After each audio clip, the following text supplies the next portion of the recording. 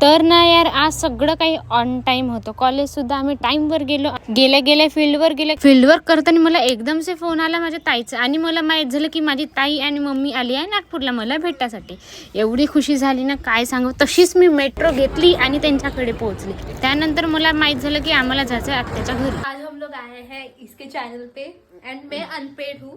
Okay so basically जो cameraman है और मैं हम लोग रेडी होकर है और इन मैडम को देखिए. See this girl doing makeup and stuff and then ला ला ला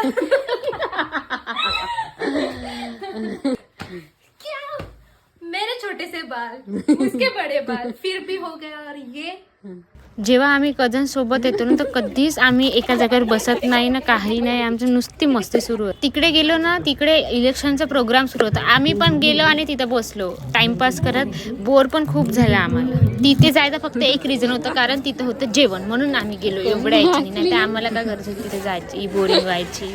यार हिला ना खूप जास्ती खेळ आहे डॉगीचं पण मला बिलकुल नाही आवडत. मला इतकी भीती वाटते मी जवळ पण नाही जात डॉगीच्या.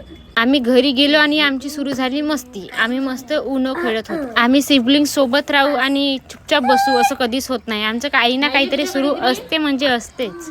सर्व खतम झालं पाहिजे पण आमचा चुती ॲप्पा कधी खतम नाही. सो असा होता माझा दिवस. Bye bye.